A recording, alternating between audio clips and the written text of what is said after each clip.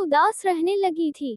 जब से उसे पता लगा था वो पाकिस्तान जा रहा है, उसे छोड़कर, वो उसे रोज बताती थी कि अगर वो उसे ले जाएगा तो उसे कितना फायदा है। वो वहां रहकर उसे मिस नहीं करेगा, क्योंकि वो साथ होगी। उसकी फिक्र नहीं करेगा, क्योंकि वो पास होगी। और हजारों ऐसी वजूहात, और वो बस उसे मुस्कुरा कर देखता रहता। आजकल उसकी तवज्जो सियाह इमारत से हटी तो अमीर ने सुकून का सांस लिया था। वो उसे रंगीन बना चुकी थी। चंद ही दीवारें और कमरे ऐसे बचे थे जिनमें सियाह रंग का कुछ हो। बिल्कुल ऐसे ही वो उसकी सिना जिंदगी को मजीद रंगीन कर गई थी। अवीजा रोज उसके बारे में कुछ नया जानती थी, ये कि इस दुनिया में उसका कोई नहीं है सिवाय उसके। इस बात के बाद वो अपना सारा ध्यान उस पर देने लगी थी। वो अपना सारा वक्त उसके पीछे लगा देती थी। वो आम शहरी की तरह एक यतीम बच्चा था, जिसकी माँ बाप के मरने के बाद किसी जानने वाले ने यतीम खाने में जमा करवा दिया था। वो खामोश रहता था वहां भी। उसकी जिंदगी का कोई मकसद था ही नहीं, लेकिन वो बेहद हसीन था। अपने ऊपर उठती गंदी निगाहों को वो पहले पहले समझने से कासिर था, लेकिन आहिस्ता आहिस्ता उसे समझ आने लगी थी कि उस पर ये मेहरबानियां ऐसे ही नहीं हैं। जो लोग आते थे, उससे प्यार से बात करते थे। वो वाहिद बच्चा था जिसे हर सहूलत वहां दी गई थी, महंगे कपड़े, अच्छा खाना। लेकिन शायद वो वहां वाहिद बच्चा था जो ये सब नहीं चाहता था। उसका एक ही दोस्त था वहां, जिससे वो अक्सर वहां बातें किया करता था। वो मुकम्मल इंसान नहीं था, इसलिए उस पर काफी तशद्दुद किया जाता था। और आखिर में अमीर सालार था, जो उसके जख्मों पर मरहम रखता था। वो पाकिस्तान के करप्ट इदारों से बेहद परेशान था। वो अक्सर सोचा करता था कि बड़े होकर कुछ तो ऐसा करेगा जिससे इन करप्ट इदारों को पूछा जाए, लेकिन वो ऐसा नहीं कर पाया। वो लोग जो उसकी देखभाल के लिए पैसे दिया करते थे, वो उसे खरीद कर ले गए थे। वो तमाम ख्वाजा सराओं से भीख मंगवाते और ना जाने क्या क्या करते थे। वो वहां से भाग तो निकला था, लेकिन अपनी जिंदगी का पहला कत्ल करके जिंदगी में इतनी आगे बढ़ाने के बाद उसने सोचा था क्या वो इन कत्लों के लिए माफ कर दिया जाएगा, लेकिन वो उसने अपनी हिफाजत में किए थे। उसके बाद उसे डर न लगा था। उसने इन मामलात की तह में जाना शुरू कर दिया, और एक रोज उसे मालूम हुआ था कि उसके इसी दोस्त को भी अच्छा काम ना करने पर मार पीट कर किसी कूड़े के ढेर पर फेंक दिया गया है। उस दिन उसने पहली बार आसमान को देखा और रब से शिकवा किया था कि इतनी नाइंसाफी कुछ ही लोगों के साथ क्यों। और फिर वो आहिस्ता आहिस्ता समझ गया कि दुनिया में आए हैं, खुद के लिए कुछ करना पड़ेगा। रब भी तो उनकी मदद नहीं करता जो खुद की मदद नहीं करते, जो खुद पर तरस नहीं खाते, जो खुद के लिए खड़े नहीं होते। वो हुआ था, और फिर उसने ट्रांसजेंडर को देखना शुरू कर दिया। अक्सर सड़क पर उन्हें नाचते गाते देख वो कई लम्हे रुक जाता था। लोग तो सीटियां तालियां मारकर आगे बढ़ जाते, लेकिन वो लोग किसी किनारे बैठकर आंसू साफ करते पाए जाते थे। एक रोज वो वहीं बैठा था जब उसे बेहोश कर दिया गया। वो उन ख्वाजा सराओं का जो असल ग्रुप था, जो उनसे सब करवाता था, उनके हाथ लग गया था, और फिर उसे वहां से स्मगल कर दिया गया। लेकिन किसी अमीर शख्स ने अपने सदके में उसे आजाद करवाकर अपने घर मुलाजिम रख लिया। वो जान गया था कि वो पाकिस्तान से बहुत दूर आ गया है, और फिर यहाँ रहते उसने हर बुरे काम को अच्छा करके देखा था, हर इलीगल काम को लीगल करता, जिसका नुकसान यहाँ नहीं, पाकिस्तान के उन माफिया के लोगों को होता जो ये सब चला रहे थे। उसने अजमीर में अपना खौफ फैलाया था। वो नहीं चाहता कि उसके हालात भी पाकिस्तान जैसे हों। इस मुल्क ने उसे आजादी दी थी, सब दिया था। इस शहर से गद्दारी तो नहीं कर सकता था। उसने यहाँ रहते ना जाने पाकिस्तान में चलने वाले कितने ही ऐसे धंधों को जड़ से खत्म कर दिया था। लेकिन बुराई तो कयामत तक ना मिटेगी। वो अपने तौर पर कुछ करना चाहता था। लोग मस्जिदें बनवाते हैं, पानी के टैंक्स लगवाते हैं, खिदमते खल्क के हजार तरीके अपनाते हैं, औरतों के लिए हजारों फाउंडेशंस, हजारों ओल्ड एज होम्स, और ना जाने चाइल्ड ट्रैफिकिंग को रोकने के लिए कितने ही लोग काम कर रहे हैं, जो बेशक काबिले तारीफ है, लेकिन हम इन सब में रब की एक मखलूक को भूल जाते हैं। उसने सारा ध्यान इसी पर लगाया था। वो ट्रांसजेंडर कम्युनिटी को बड़ी सतह पर पाकिस्तान में रोशनास कराना चाहता था, जिसका काम आज से 2 साल पहले उसने शुरू कर दिया था। मुनासिब तालीम उन सब को देता। वो सड़क पर रलते नहीं, मेहनत करते कमाते देखना चाहता था। उसने अपनी जिंदगी का बेशतर हिस्सा इन लोगों में रहते, उनको देखते तड़पते देख गुजारा था। उसकी जिंदगी की वाहिद ख्वाहिश पूरी होने वाली थी, जिसके लिए उसे पाकिस्तान जाना था। रब ने साथ दिया तो वारलेट और अमीर सालार दोनों ही लोगों के हक में खड़े रहेंगे। उसने खुद से अहद किया। वो जा रहा था। अवेजा जाने कितने आंसू बहा चुकी थी, लेकिन खुश थी कि वो अपनी ख्वाहिश पूरी करने जा रहा है।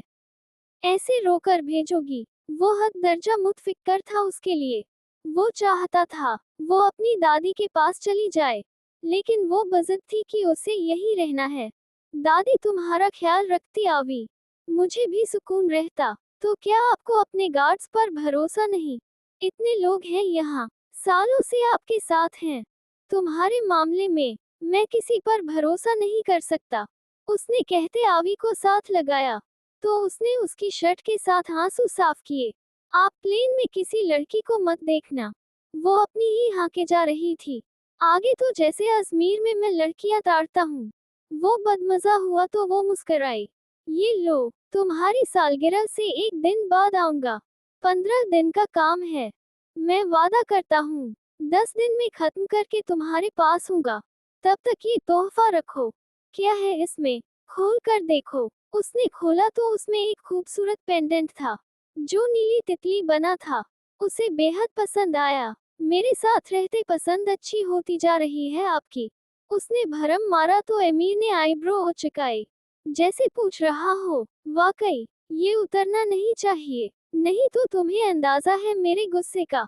उसने कहते उसे पहनाया। उसकी बात सुनते आवी ने झुरझुरी ली। मैं एयरपोर्ट आऊंगी। नहीं, मेरा इंतजार करो और बस मेरे बारे में सोचो।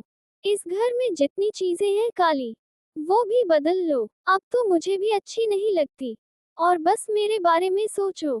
शॉपिंग करो, लेकिन ऑनलाइन। घर से नहीं निकलोगी तुम, नहीं तो टांगे तोड़ दूंगा मैं। समझ रही हो? उसने सर हाँ में हिलाया।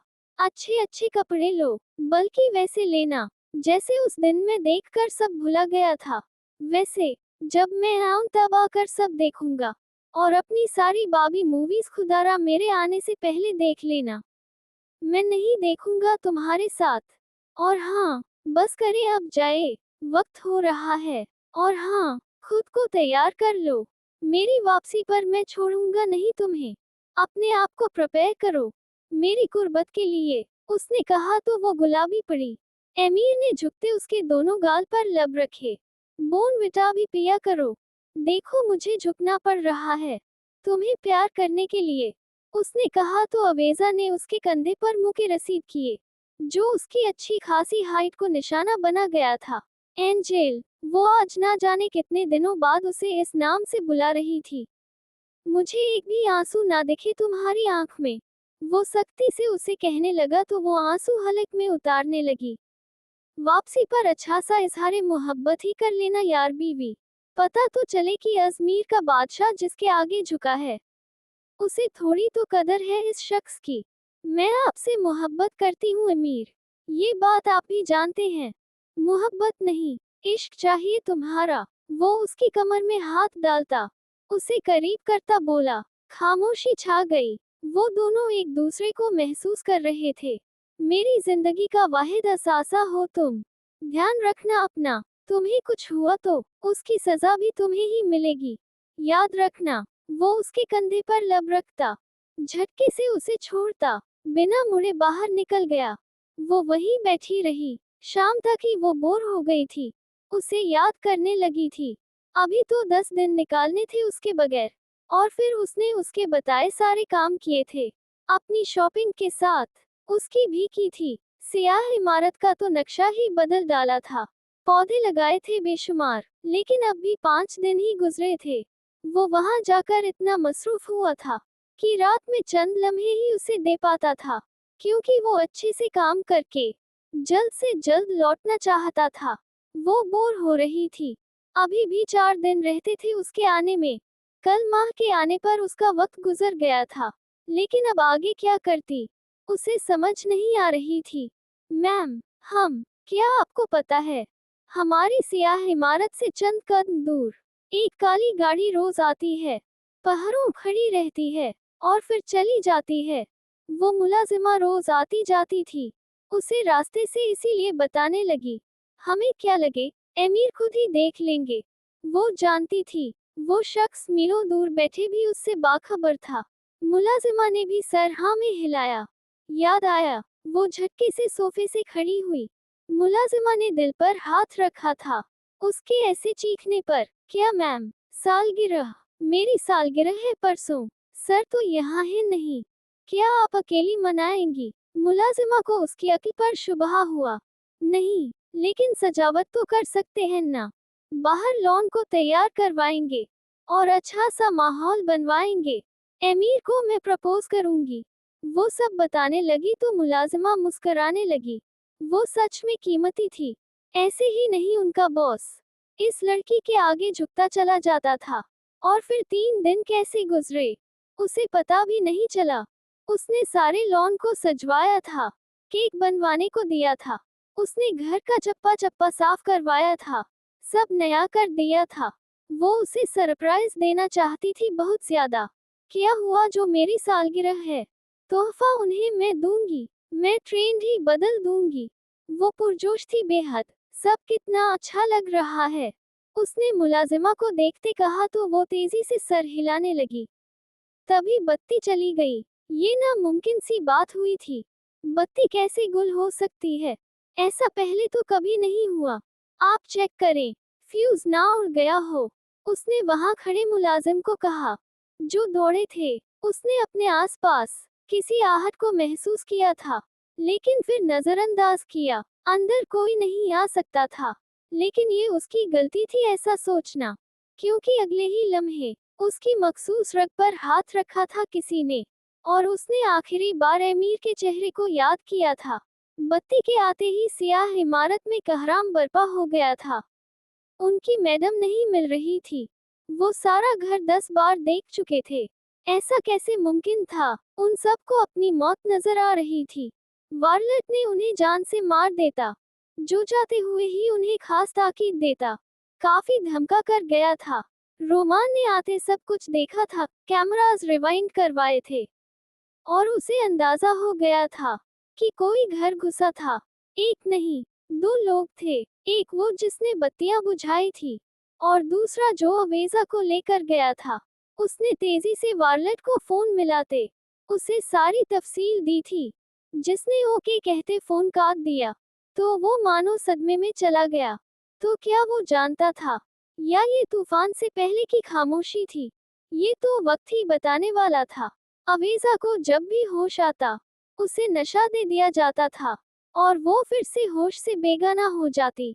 जल्द से जल्द उसे यहाँ से भेजो खाकवानी, उसके भाई ने कहा तो उसने सुलगती निगाह उस पर डाली। तुम लोग इतना डरते क्यों हो सालों? वो भी आम इंसान है, हम मुकाबला कर सकते हैं उसका।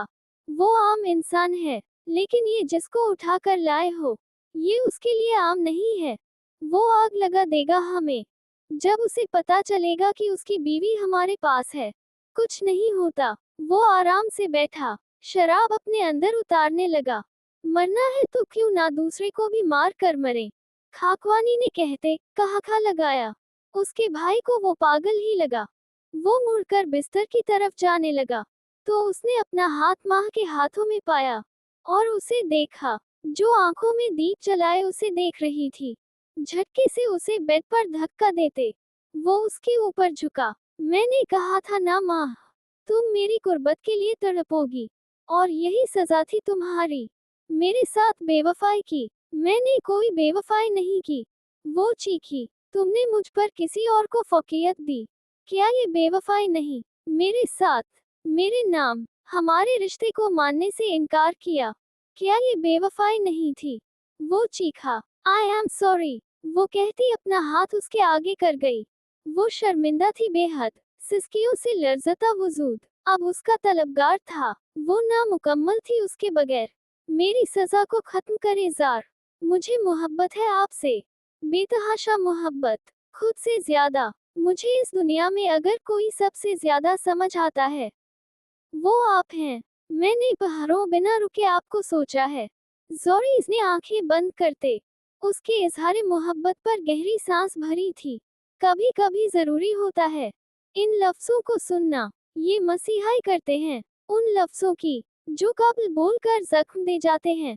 जोरीज ने उसके हाथ थामे और उन्हें चूमा। मैंने माफ किया सब तुम्हें, माहे कामिल, सब माफ किया। वो झुकता उसकी गर्दन में मुंह दे गया तो माह ने सांस रोका। वो उसके चेहरे और गर्दन पर जाबजा लमस बिखेर रहा था। वो गहरी सांस भरने लगी। जोरीज ने उसे देखा और फिर अपनी शर्ट उतार कर फेंकता उस पर वापस झुका, बत्ती बुझाए और उसके सांसों को खुद की सांसों में उलझाकर अपनी मर्जी से पीछे हटा। अभी तुम्हें मैं सारा का सारा चाहिए हूँ माँ, वो उसकी हालत पर चोट करता बोला तो वो आंखें बंद कर गई। जोरीज ने अपनी कुर्बत से उसे महका दिया था। लम्हे बह लम्हे उस पर अपना आप बिखेरते वो उसे बता गया था कि उसे कितनी मोहब्बत रही ही है उससे। वारलेट की तरफ वापस, वो उस वक्त जमीन था तो वारलेट आसमान जिस पर उसने हाथ डाला था। वो लड़की उसके लिए बेहद जरूरी थी। ये तभी अंदाजा हो गया था जब उसकी मालूमात निकाली थी उसने, जब उसने अवेजा रहमान की तस्वीर सोशल मीडिया पर डाली थी और वारलेट ने घंटे में सब हटवा दिए थे। लेकिन लोग जान गए थे कि वारलेट अब सिंगल नहीं रहा। और फिर लोगों ने अक्सर उसकी बीवी के चर्चे सुने थे कि वो अपनी बीवी के लिए कितना पागल है। ये बातें मुलाजिमों के जरिए बाहर जाती थी और फिर जंगल में आग की तरह फैल जाती थी। खाकवानी निकलते हैं, कल तो उसने वैसे भी आ जाना है। हमारा प्लान वैसे भी उसकी बीवी को उठवाने का नहीं था। हमें सिर्फ उसकी प्रॉपर्टी के कुछ कागजात चाहिए थे जिससे हम अपने नुकसान की भराई कर सकें। लेकिन तूने सब बिगाड़ दिया। उसकी बीवी को उठाकर बको मत, कुछ नहीं मिला था। 4 दिन से मैं ढूंढ रहा था, ना जाने किस कब्र में घुसा कर गया है वो साला। मुझे कुछ ना मिला तो सोचा बीवी को उठा लेता हूँ, तड़प जाएगा वो। खाकवानी, नशा छोड़, निकलते हैं यहाँ से। उसका भाई उसे यहाँ से निकालना चाहता था। तूने जाना है तो जा, मैं नहीं भागूंगा, उसने कहा तो उसका भाई बाहर निकल गया। जब बाहर हेलीकॉप्टर के साथ फायरिंग भी होती महसूस हुई थी। वो 24 घंटों से मुख्तसर अरसे में उन्हें ढूंढ गया था। वो वारलत था, अजमीर उसका था, तो कैसे कोई उसके अजमीर में उसी की बीवी को छुपा सकता था। खाकवानी निकल, अब तो इसको भी होश आने लगा है। मैं कहाँ हूँ? वो चकराते सर के साथ उठी थी। बाहर से आते शोर की आवाज और अंदर 2 आदमियों को देखा जो बौखलाए हुए थे। हम जा रहे हैं, लेकिन याद रखा तेरा शौहर एक हिजड़ा है, वो तुझे पागल बनाता आया है। उसकी बात मुकम्मल होने से पहले उसने शदीद चकराते सर को संभाला और उसके मुंह पर थूका था। एक और लफ्ज नहीं, जान बचानी है तो भागो, शायद बच जाओ, वो कहती फिर गिर गई। और फिर उसने आखिरी बार खुद को किसी की बाहों के हिसार में महसूस किया था। मानो उसकी खुशबू सूंघते ही उसके दिल को करार आया था। अगली आंख उसकी इस शोर से खुली थी, शायद कोई धमाका हुआ था। और फिर उसने आसपास हेलीकॉप्टर को महसूस किया था। सालों, तुम लोगों को क्या लगा था मैं पाकिस्तान में हूँ, इतना बेखबर बैठा हूँ कि तुम लोग पिछले 10 रोज से रोज रात मेरी इमारत में घुस रहे हो और मैं घुसने दे रहा हूँ। मैं अजमेर में मौजूद हर घर की कहानी जानता हूँ, तो अपने घर से कैसे बेखबर हो सकता था जहाँ मेरी बीवी है। प्लान अच्छा था, लेकिन होम वक्त नहायत घटिया। मैं पहले रोज से ही जान गया था इस काली गाड़ी की हकीकत। क्या तुमने अंदाजा नहीं लगाया कि वहाँ करंट की तारें हैं, लेकिन 10 रोज से उनमें करंट नहीं दौड़ा। यानी तुम्हें मौका दे रहा था मैं। बस मेरी बीवी को छूना अच्छा नहीं किया तुम लोगों ने। इस पर कोई समझौता नहीं। वैसे शायद कुछ आपस में तय कर लेते, लेकिन अब नहीं। वो उन्हें कुर्सियों पर बिठाता, मुंह पर टेप लगाए देख रहा था। जो कुछ बोलने की जदोजहद में थे। उसका भाई तो तब का बेहोश था। वारलेट ने तेजी से उसके मुंह से टेप उतारी। तो जीत कर भी हार गया। तेरी बीवी अब पाक दामन नहीं रही। वारलेट ने अपने बूट को उसके सीने पर मारा, तो वो कुर्सी समेत पीछे जा गिरा। बीवी पर तो एक लफ्ज नहीं। तुम लोगों की हिम्मत उसे हाथ लगाने की नहीं हुई, और इतनी बड़ी बातें कहते। शर्मिंदा नहीं होते तुम। खैर, मेरी बीवी की सालगिरह वैसे भी गुजर चुकी है, लेकिन अब शायद वो होश में आने वाली हो, तो मैं ज्यादा वक्त नहीं बर्बाद करूंगा यहाँ। सब माफ, लेकिन मेरी बीवी को नशा देना नहीं माफ किया मैंने। तुम्हें वो सजा दूंगा कि पूरा तुर्की जान जाएगा कि वारलेट की बीवी तो क्या, यहाँ की एक लड़की पर नजर उठाओगे तो नामो निशान मिटा दूंगा तुम जैसों का। अब सिर्फ आखिरत के रोज मुलाकात होगी। वो कहता बाहर निकलकर अपने हेलीकॉप्टर में सवार हुआ और अपने तमाम गार्ड्स को वहां से निकाला। उनके निकलते ही वो छोटी से जंगल से कुछ दूर मौजूद इमारत आग में झुलस गई। सोशल मीडिया पर ये खबर आग लग गई। वहां से उनकी लाशें निकाल ली गई थी, जो पहचान में नहीं आ रही थी। एमीर, उसने यहाँ वहां देखते एमीर को पुकारा और फिर बैठ गई। वो जान गई थी कि वो वहां से निकल आए हैं, और आखिरी बार उसने एमीर की खुशबू को आसपास महसूस किया था। वो लकड़ी का एक छोटा कॉटेज था। वो कदम कदम रखती बाहर निकली। उसने उस वक्त मोटा स्वेटर पहना था। वो बाहर आई। बाहर की वादी का मंजर देखते वो मसमराइज हुई। बस करो बीवी, ऐसे तुम सिर्फ मुझे ही देख सकती हो। अपने आप को उसके हिसार में महसूस करते उसने आसमान को तशक्कुर की नजरों से देखा। हो गए 10 दिन पूरे। उसने मुड़ते उसकी गर्दन में बाहें डालते कहा, 2 दिन ऊपर हो गए हैं। एमीर ने उसे घूरा। मुझे चक्कर आ रहे हैं। अब भी। वो सब बुरा ख्वाब समझकर भूल जाओ। इस बारे में मजीद बात नहीं करूंगा मैं। वो उसे साफ बता गया था कि इस बारे में कोई बात नहीं चाहता वो। लेकिन अवेजा, एमीर सालार के नहीं का मतलब समझ आता है। अच्छा ठीक है, सुनो मत बनिए। 12 दिन बाद आए हैं। मुझे ध्यान से देखने दें। ध्यान से देखो, तुम्हारा ही हूँ। इससे पहले नाश्ता करो, मुझे भूख लगी है। वो उसे लेता अंदर आया, जहाँ वो उसके साथ वाली कुर्सी पर बैठकर हस्बे मामूल उसी की प्लेट से खा रही थी। उसे गोली देते उसने उसके बाल संवारे। सर दर्द या चक्कर तो नहीं आ रहे अब? नहीं, अब बेहतर हूँ। होना भी चाहिए। तुम्हारा वक्त खत्म हो गया है। अब मेरी बारी है। बहुत इंतजार कराया है तुमने। वारलेट ने कहते रुमाल से उसका और अपना चेहरा साफ किया। घूमने चलें। तुम्हें मैं पागल लगता हूँ, जो पहले 10 दिन का हिच काट कर आया हूँ, और अब 2 दिन से तुम्हें सोता देख रहा हूँ। अभी मुझ पर ध्यान दो। वो उसे उठाता बिस्तर पर लाया और उसे देखने लगा, कहीं चोट तो नहीं आई। उसकी आंखों में देखते वो पूछने लगा, आप 10 बार देख चुके हैं मुझे। एमीर सालार, इतने ड्रामे मत करें। वो नींद में भी महसूस कर सकती थी। वो उसके चेहरे पर लमस छोड़ रहा था, बेकरारी में। आपने मेरी नींद का फायदा उठाया है। उसने अपने कपड़ों को देखते उसे घूरा तो उसका दिलकश कहा गूंजा। नहीं मेरी जान, मैं सब डंके की चोट पर करता हूँ। यूं छुप कर करने वाला बुज़दिल नहीं हूँ मैं। काम हो गया आपका।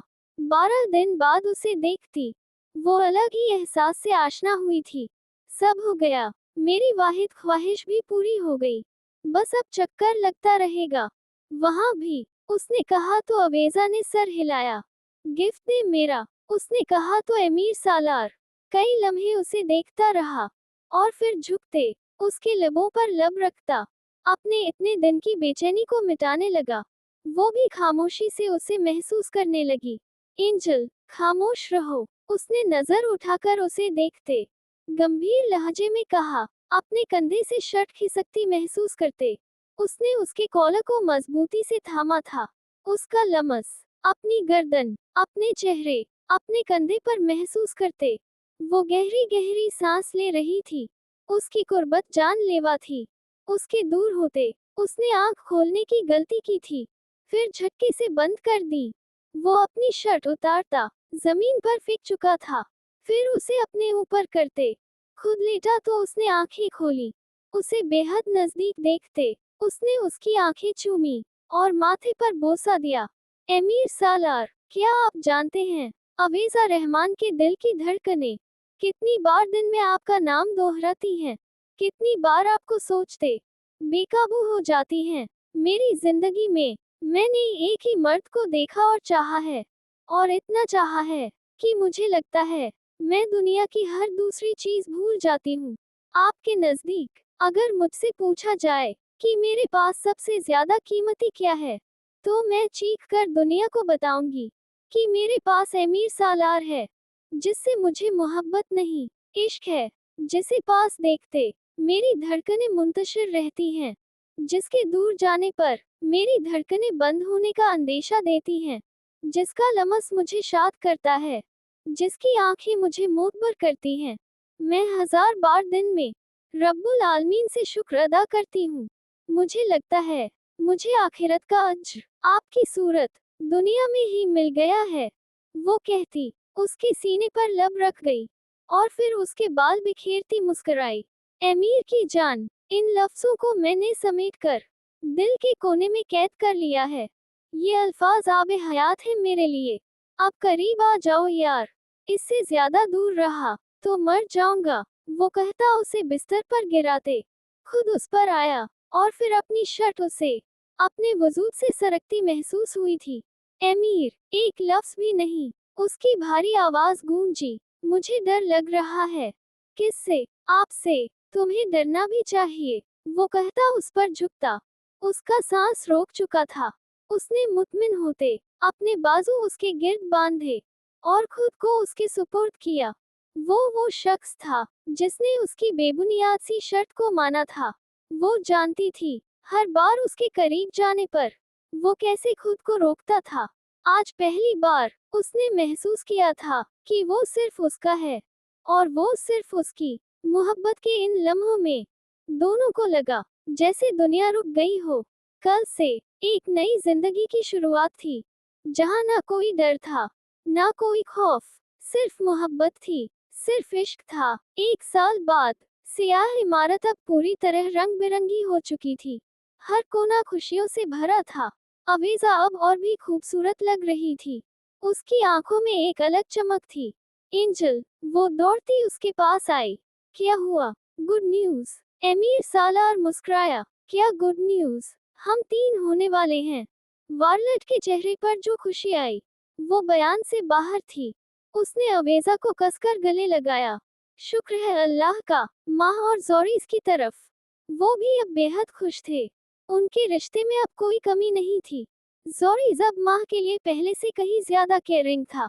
जार, एक बात कहूँ? हाँ बोलो। मुझे लगता है हमारी आवी बहुत खुश है।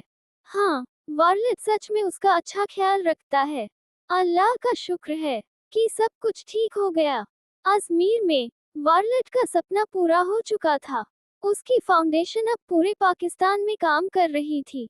ट्रांसजेंडर कम्युनिटी के लिए स्कूल, कॉलेज, जॉब के अवसर, सब कुछ उपलब्ध था और सबसे बड़ी बात, समाज में उनको इज्जत मिल रही थी। 5 साल बाद अवेजा अपने 3 साल के बेटे के साथ बगीचे में खेल रही थी। मम्मा, डैडी कब आएंगे? बस आ रहे हैं, इमरान। एमीर सालार का दिल भर आता जब वो अपने बेटे को देखता, जिसका नाम उसके नाम पर था। माँ भी दूसरी बार माँ बनने वाली थी। उसकी और जोरीस की खुशी का ठिकाना नहीं था। दोनों जोड़े अब मुकम्मल तौर पर खुश थे। उनकी जिंदगी में अब कोई कमी नहीं थी। You are my only desire. मोहब्बत की ये दास्तान यही खत्म होती है, लेकिन इश्क कभी खत्म नहीं होता। वो हमेशा दिलों में जिंदा रहता है। आज कलम सुनेहा रऊफ। खत्म शुद। अगर नॉवल अच्छा लगा तो लाइक, कमेंट और शेयर करें। ऐसे जबरदस्त नॉवेल्स के लिए हमारे चैनल को सब्सक्राइब करें और प्लीज अपना सपोर्ट दिखाइए।